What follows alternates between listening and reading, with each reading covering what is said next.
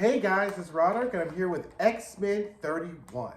So, previously from watching my reviews, I really had some complaints about X-Men. Like, it was really coasting, right? Kind of like brain dead, like not really happening.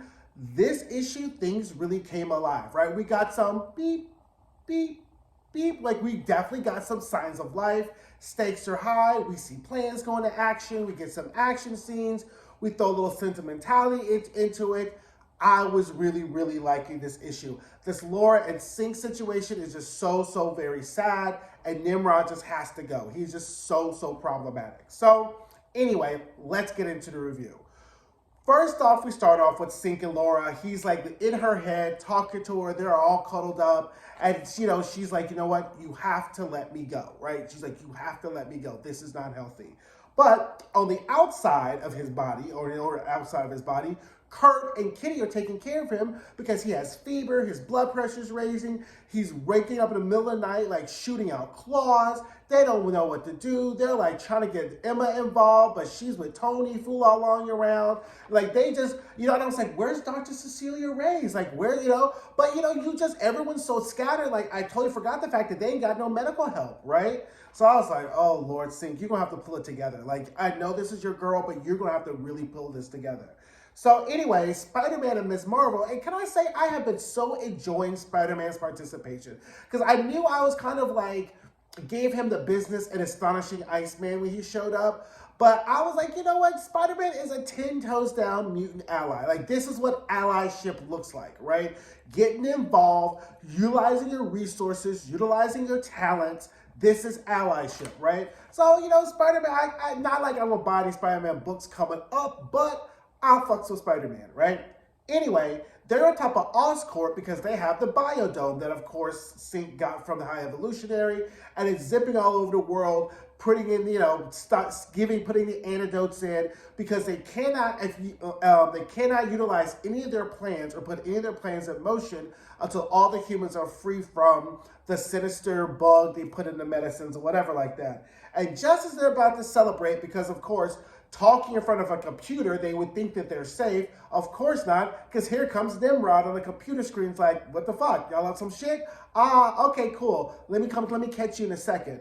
And which is exactly what happens, right? So then back in Synch's mind, they're all, he's desperately trying to hold on to Talon. There's fire in the background, the whole thing. And Kitty's like, look, Nimrod is on his way and he is going to fuck up all these plans. So you need to wake up, you need to let her go, and we need your help because we can't really do this because this roster ain't really a good roster. I mean, it's an okay roster, but there's no major heavy hitters, right? Storm is on Mars, Jean's dead, Cyclops is in jail, people, it's just not the heavy hitters. So Synch, you need to wake on up, right? So anyway, Nimrod shows up, and then they're like, okay, we need to do something because the biobomb isn't done with the rest of North America, right? And pretty much Nimrod shows up and it's on, right? Like, it's just a whole ass fight. And he is mopping the floor with all the X-Men, Kurt, Spider-Man, Ms. Marvel, the whole thing. Like, everyone is just... And then they had this really interesting panel in the middle of this fight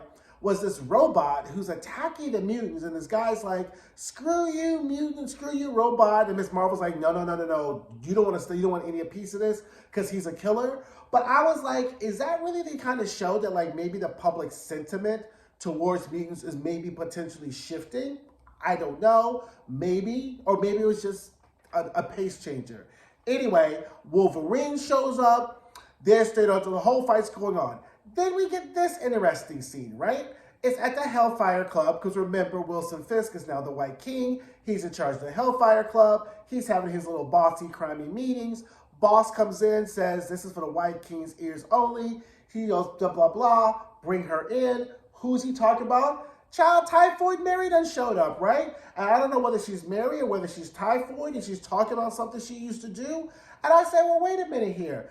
If you back, weren't you with Magic and all the other people who went over the other world? So if Typhoid Mary is back, does that mean Magic's back? I mean, like, maybe, I mean, I didn't read Realms of X, so maybe that's the case. I heard Thor made an appearance in that or something like that too. So maybe that's what that's supposed to signal, right? That if Typhoid Mary's back, everybody else who's in Otherworld is back too, and they can get some more firing power because they really could use some more portal transportation help, some, you know, major help that's going on. Anyway, back in Synch's head, Synch decides to let Talon go, and then he wakes up because they need all the help they can do because Nimrod is really just wiping the floor with all the X-Men, right? So then finally, I was like thinking to myself, where's Colossus in this, right? Because is he, but you know, he could be with X-Force, he can do whatever. So finally, Fink shows up, phasing through the floor like Kitty, and then he gives us some Omega Dose Storm power that takes Nimrod offline for like a few minutes. And then finally he comes online, back again. He's like, now I'm going to kill you. We're like, nah, really? This is just about us keeping you busy because now the bio bomb is done and now everybody is free. So Synch uses, I guess, Magic's powers and phases them through the floor, and then they all end up somewhere in like the Rockies and some stuff.